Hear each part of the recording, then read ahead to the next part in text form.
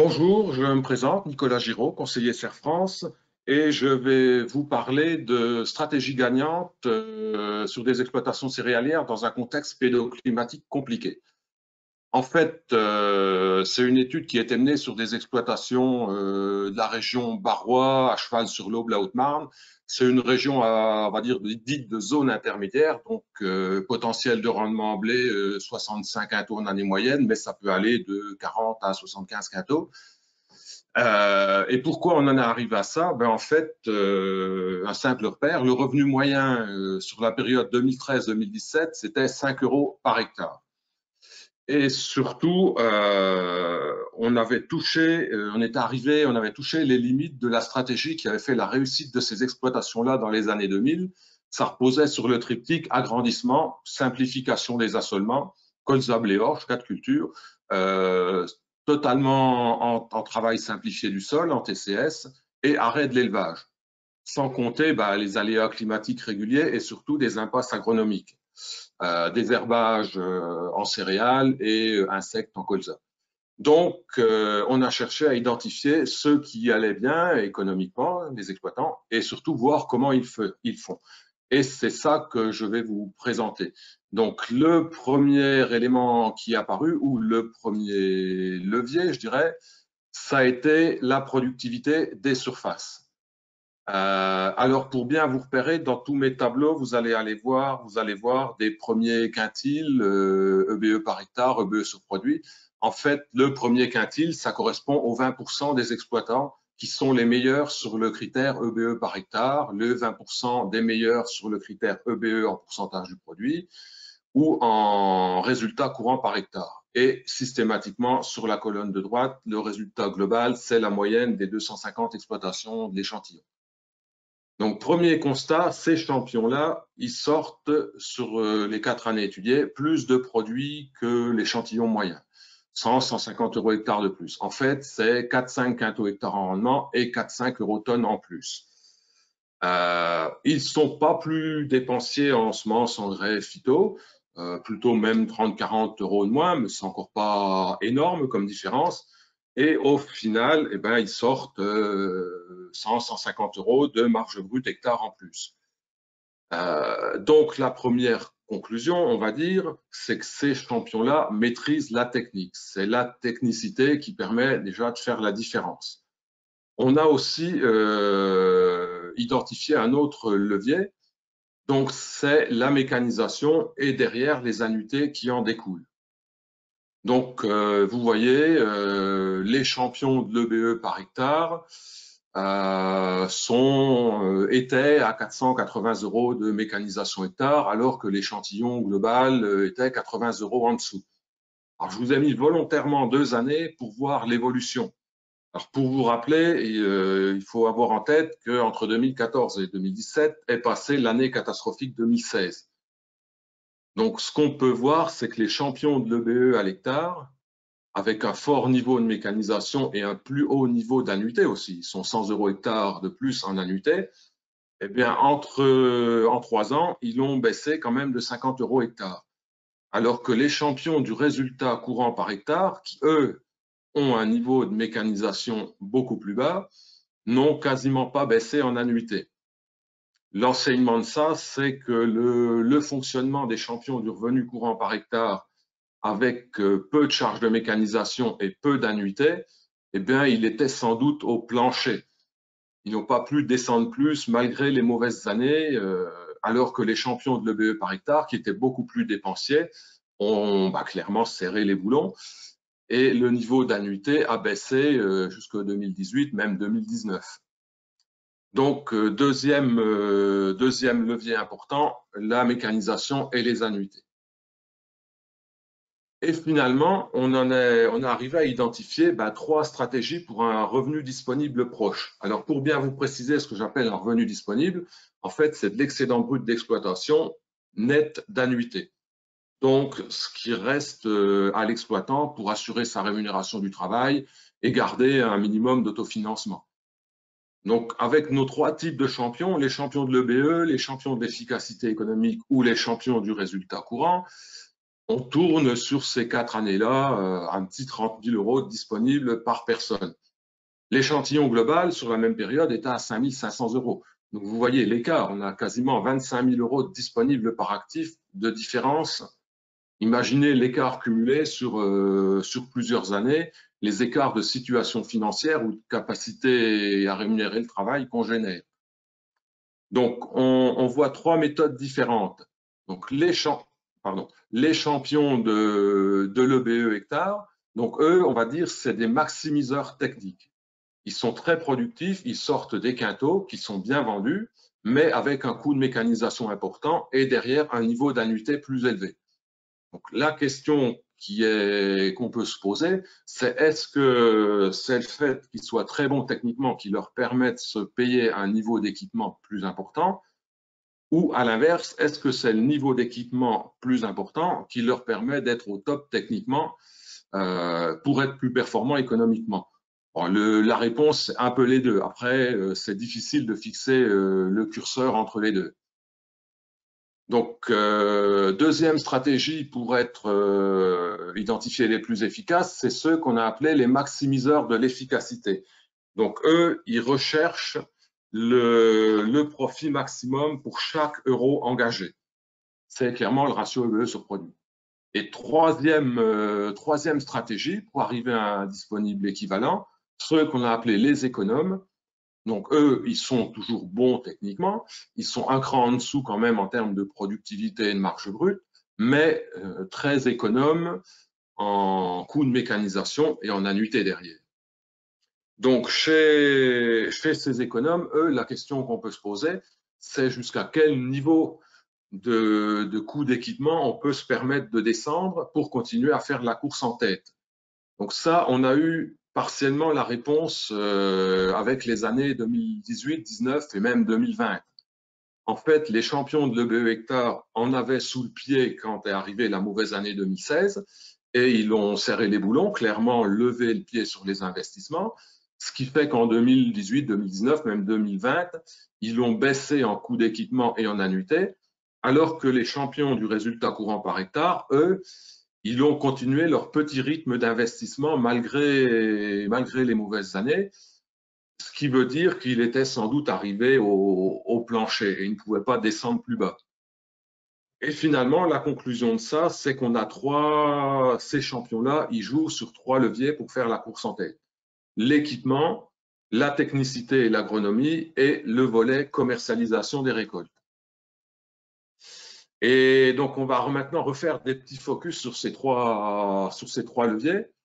Donc, premier point, la mécanisation. Donc là, en fait, on a retrié notre échantillon en fonction de strates de niveau d'équipement ou de coût de mécanisation. Donc la première conclusion, je ne l'ai même pas fait apparaître à l'écran, mais elle va sans dire, c'est une évidence maintenant. La surface ne permet pas du tout d'économie d'échelle sur la mécanisation. Mais ça, je pense que tout le monde en est bien convaincu maintenant. On ne baisse pas son coût de mécanisation quand la surface augmente. Dans la même lignée, prenez la petite colonne de droite, on constate qu'entre un coût de mécanisation à 300 € et un coût de mécanisation à 550 €, finalement, on n'a pas plus d'hectares par unité de main-d'œuvre. La productivité du travail n'augmente pas. Mais ce qui est apparu clairement, c'est qu'au-delà de 400-450 € de disponible hectare, de coût de mécanisation hectare, pardon, on a un disponible qui commence à diminuer. Voilà ce qu'on ressort au niveau coût d'équipement. Deuxième levier, l'agronomie, la technicité. Donc là, toujours pareil, sur notre échantillon de 250 exploitations, on les a triés en fonction de leur assolement. Alors, rappelez-vous, je vous ai dit tout à l'heure, on est sur des exploitations avec des assolements très simplifiés dans des champs à faible potentiel, colza, blé, orge. Culture industrielle, impossible. Il n'y a pas de betterave, de choses comme ça. Donc, on a trié ceux où il y avait moins de 4 cultures, donc colza, blé, orge strict, 5 cultures et plus de 6 cultures. Donc là, les plus de 6 cultures, c'est toujours du colza, blé, orge, plus moins de colza, mais plus de pois, de tournesol, des lentilles, des choses comme ça. Donc, au final, on se rend compte que les assolements les plus diversifiés sont ceux avec les plus grosses surfaces par exploitation, mais aussi par unité de main-d'œuvre. Donc là, on est dans une logique d'étaler le travail. À l'inverse, les assolements extrêmement simplifiés, colzables et orges strictes, on trouve les plus petites surfaces, même par exploitation, et souvent des exploitations avec des exploitants double actifs, où là, ils ont privilégié la réduction du temps de travail. En termes de marge brute sur les 4 années étudiées, finalement, qu'on a un assolement très diversifié ou très simplifié, en termes de marge brute, il n'y a rien de significatif. On est autour de 480 € hectare de marge brute. Donc là, on constate surtout un effet année. Les assolements diversifiés sont avec davantage de cultures de printemps, donc des cultures à cycle court, davantage exposées aux aléas climatiques. Donc on peut avoir un effet année important. En termes de charge de structure non plus, quel que soit l'assolement, on ne voit pas de différence. Et finalement, en termes de disponible par UTH, voilà, on est à 5 000 – 6 000 €, il n'y a rien de significatif non plus. Donc voilà la première chose sur l'assolement. Et la deuxième chose, ah oui, j'ai oublié de vous en parler tout à l'heure, on a aussi fait, en collaboration avec les chambres d'agriculture, des enquêtes terrain, au-delà de ce que nous disaient les chiffres de nos bases de données. Donc, on a été voir sur les pratiques de ces champions, des premiers quintiles. Et en fait, au niveau agronomie, il y en a un petit tiers qui s'annonce comme pratiquant l'agriculture de conservation, étant en semi-direct, donc qui sont équipés de semoirs spécifiques, qui pratiquent la couverture des sols quasi systématique. 17% ont dit s'en approcher. En fait, c'est des exploitants qui ont déjà essayé des parcelles, du semis sous couvert, des choses comme ça, mais qui n'ont encore pas franchi le pas totalement. La majorité ne pratique plus du tout le labour depuis des années. Et il en reste 3%, donc en gros, on en a trouvé un d'exploitant qui est encore en labour et herse rotative systématique.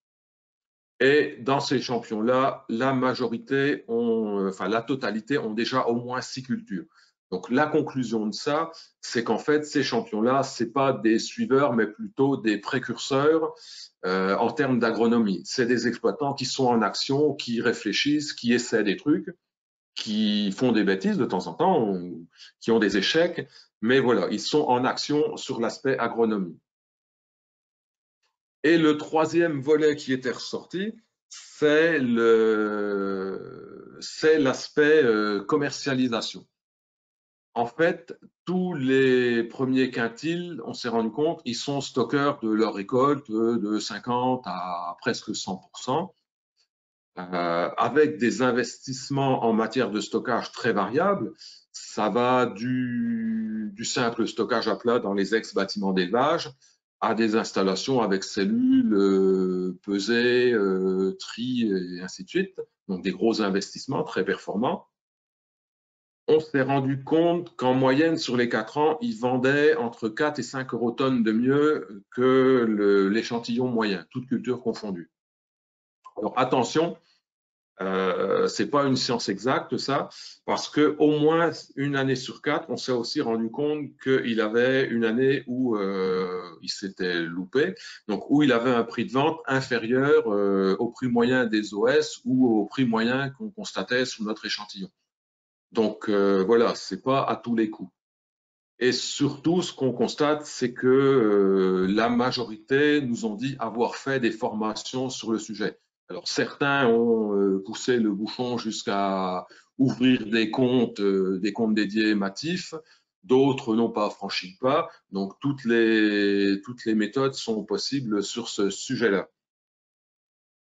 Et l'autre élément de l'enquête terrain, en fait, on a aussi enquêté sur les hommes, leur fonctionnement. Donc, on les a questionnés sur leurs valeurs, leur état d'esprit, leur vision du métier. Alors, vous voyez, en noir sur la droite de l'écran, c'est en fait un petit verbatim des mots ou des phrases qui sont revenus le plus souvent. Donc, la majorité de ces champions-là sont optimistes. Ils nous ont dit nourrir a de l'avenir, les défis agronomiques des années à venir sont pour nous une source de motivation. Il y en a 20% qui sont assez neutres, où ils se disent finalement, il y a pire ailleurs, donc on n'est pas si mal dans l'agriculture. Et il y a un quart de pessimistes où là, c'est les contraintes réglementaires, la pression du monde extérieur, de la société, les phytos, ces choses-là, qui leur pèsent. Mais globalement, tous ont des projets. 60% ont des projets. C'est de l'agrandissement, c'est un projet dans du photovoltaïque ou de la méthanisation, des activités complémentaires, de la diversification. Et au final, ils nous ont tous dit, on se voit comme des acteurs du monde rural, des producteurs. Mais surtout, il y a un sujet qui est revenu chez la totalité de ces exploitants performants, c'est le gérer des salariés. La main-d'œuvre salariée, pour tous, c'est ressorti comme un problème, un poids, une contrainte. En fait, ils ne sont pas des managers de salariés. Et au final, ce qu'on peut en dire, c'est que c'est des exploitants qui sont en action. Ils ont des profils de chefs d'entreprise, ils s'adaptent aux nouvelles contraintes qui apparaissent, ils avancent, ils ont des projets. C'est ça la grande conclusion. Et finalement, ces gens-là, bah, ils travaillent sur trois sujets, la technique, la commercialisation, et puis avec des coûts d'équipement réglementaires. Donc voilà ce qu'on peut en dire.